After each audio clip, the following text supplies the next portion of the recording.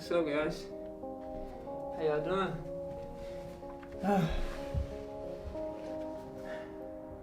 Beautiful day, day 49.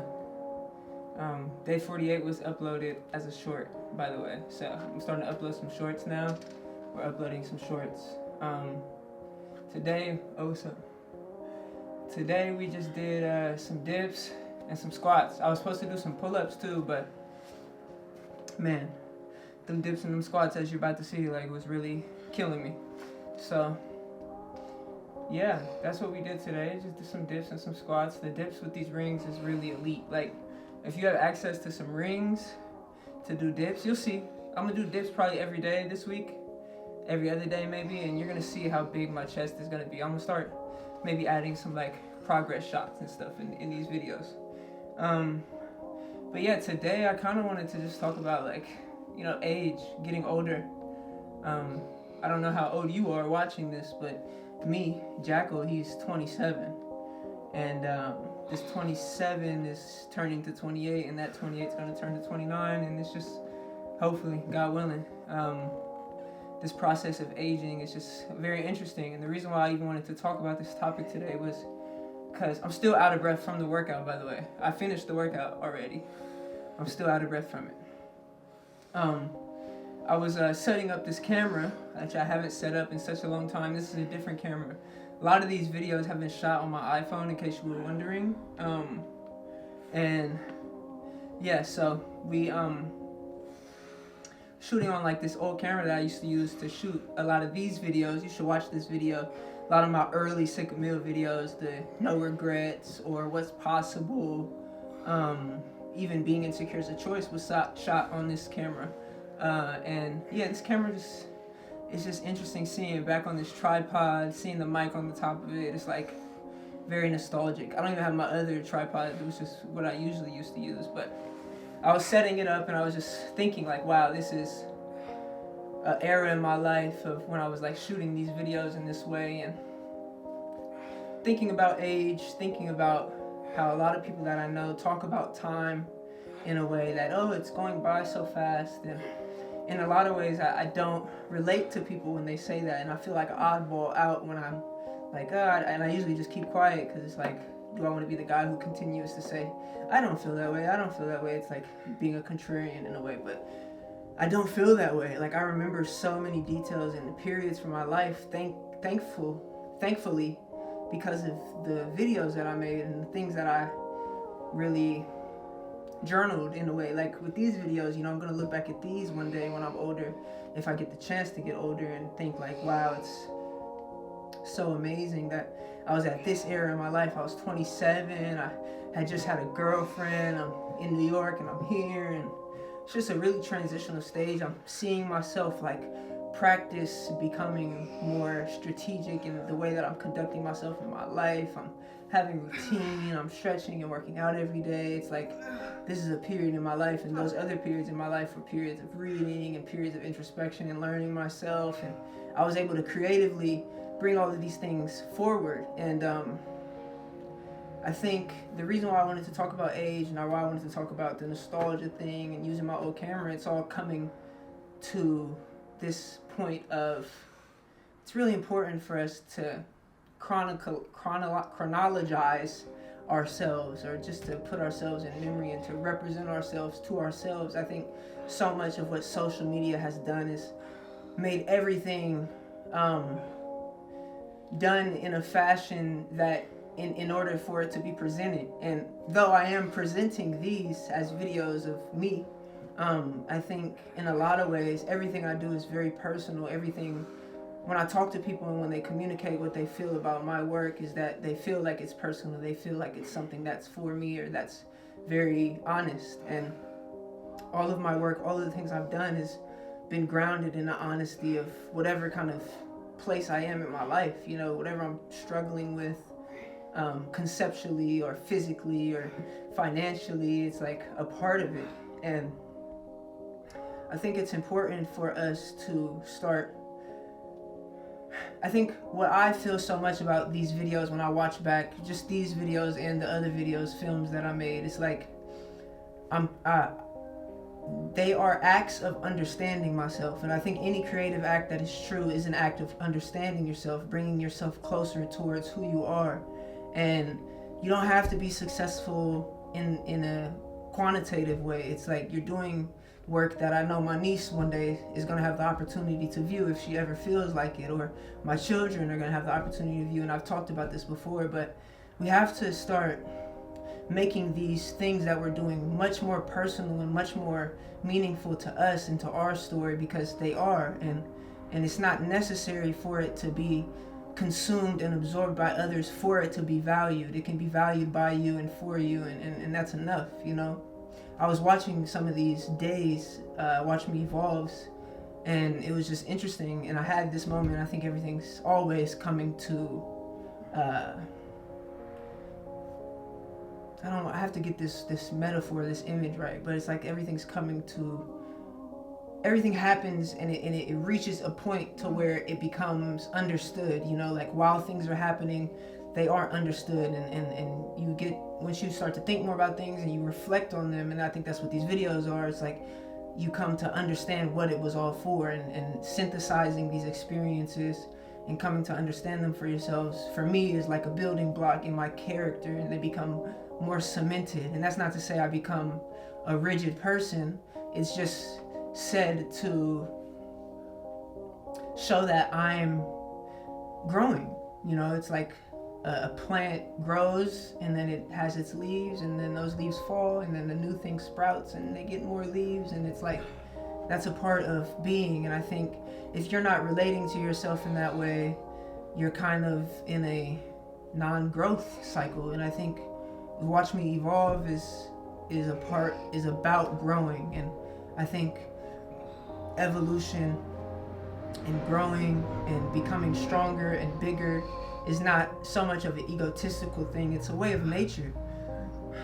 And everything, you know, comes to an end. But as you grow, you become like a tree. You're able to give shade to other people, you know. And we got to really start imagining ourselves as plants, or as whatever kind of metaphor that helps you understand that your growth is not a selfish thing. It's in service. You're growing to be in service. And I really feel this, I really believe this, and it's something that is making me more and more strong within any kind of vulnerabilities that may present themselves in my mind, you know, like vulnerabilities of confidence or anything. It's like, have faith, have faith, have faith. And I'm continuing to have faith in, you know, myself and my experience, and that it's all headed towards something. Because when I really look in my life, I understand that it really is, you know, it really is headed towards something, and it's up to me to make sense of that. I think what Sartre and Camus and a lot of the existential philosophy really brings forth is that requirement for you to shape that answer. You have this existential freedom, and it's your responsibility to respond, you know, to respond with whatever you want it to be. And, you know, the pain is a part of it. The growth is a part of the pain. You're losing to gain. And so that's today's talk. Bye. See you tomorrow. We have spoken of Tao's emptiness, its Wu Wei, as the movement between heaven and earth, the movement between being and non-being. This movement of Tao is summed up by the word fan, or returning. This means not only that Tao returns to its source, the great emptiness, but also that it returns from that source to our world of existence. It is in this constant returning, this back and forth movement, that polarity is established. With polarity comes opposites. The great polarity generated by returning is called yin and yang, words now familiar in the English language. Yin and yang are the Taoist terms for opposites. They are light and dark, hard and soft, outer and inner, male and female, hot and cold, positive and negative. According to legend, early Taoists formulated this idea from looking at a hillside. Where the sun struck the southern side, they called yang. Where the hill was in the shadow, they named yin. There was no sharp line of demarcation between light and shadow. They blended in a blurry line, a shadow edge. One might even say it was impossible to determine exactly where one began and the other ended. Neither could exist without the other. They defined each other. Without the contrast, without mutual definition of the two, neither could exist separately. Light could exist only with darkness. You cannot have one without the other. As each moment passed, the edge between light and darkness moved, a graphic display of yin and yang. Beginning with these simple, concrete observations, the Taoists built their philosophy on yin and yang and eventually extended it into abstract principles. One of their premier observations about yin and yang was that all phenomena are relative. Something may be yang in one context, but yin in another. For example, the moon would be considered yang because it is bright when compared to utter darkness. However, when compared to the sun, the moon would be considered yin because its brightness is less than the sun's. Let us go back to the Taoists as they observe the hillside. No two of them will see the exact same proportion of yin and yang as they gaze at the hill. One standing in full sun would say that the hill is predominantly yang. Another standing on the shadowy side might conclude that the hill is nearly entirely yin. A third, standing directly at the edge of the shadow, might declare nearly even balance. None of them would be incorrect. It all depends on the point of view. The Taoists may well have been the first to ask, compared to what? They cannot see anything in our world as absolute.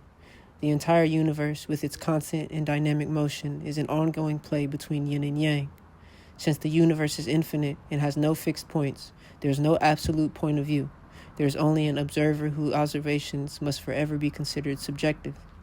The universe that the observer is viewing is relative to where the observer stands, and it would have already changed in the very next moment.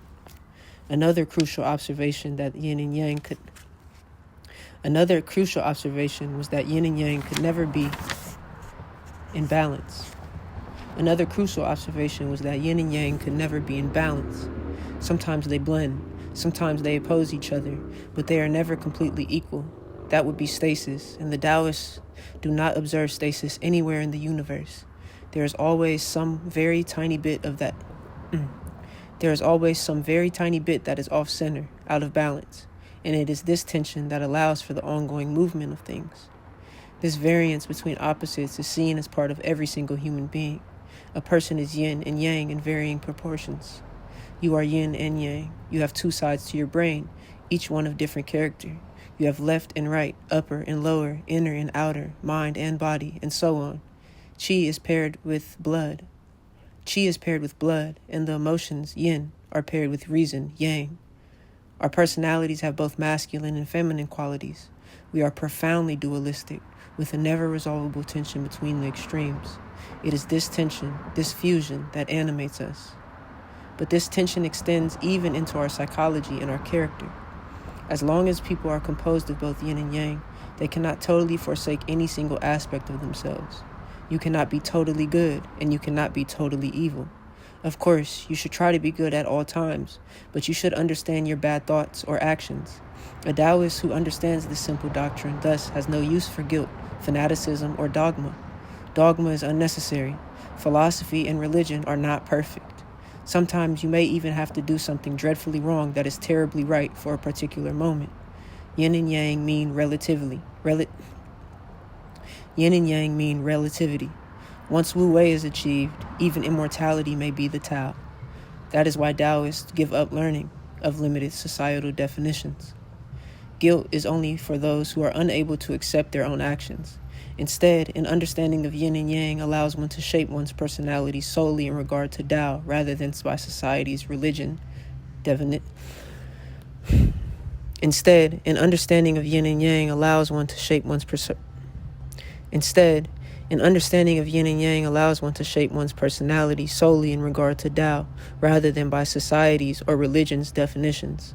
Even if one makes a mistake, one understands that there is a certain inevitability to it. The fanaticism of the ascetic who seeks to eradicate some supposedly unacceptable part of himself is irrelevant. Give up sagacity. Accept yourself as you are. You will not remain the same. You will not remain the same forever. So why be troubled by some part of yourself? If you practice the way of the Scarlet Warrior, you will be disciplining yourself while you explore all of the parameters of your personality. The proportion of yin and yang and the way the two combine will change too. As you practice, bad things will drop away, but there will be new stages to face too. There is no reason to crazily try to erase or create something. Progress comes naturally. So, yin and yang are relative. Yin and yang are relative and in flux both in nature and in each person. But the Taoists felt that there was a discernible order to the alternation between the two. They saw that yin and yang alternated in cycles. Turning their eyes from the hillside where they observed the interplay of light and shadow, the Taoists looked to the sun and the moon. Their observations about the cycles of existence were profoundly simple. They said, when the sun sets, the moon rises. When the moon sets, the sun rises. By this cogent observation, they were able to describe the totality of cyclical change.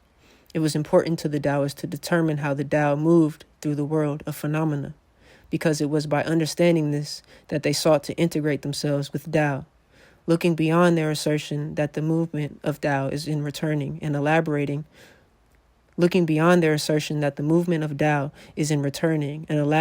the observation of yin and yang. The Taoists became more specific about the alternation between polar opposites.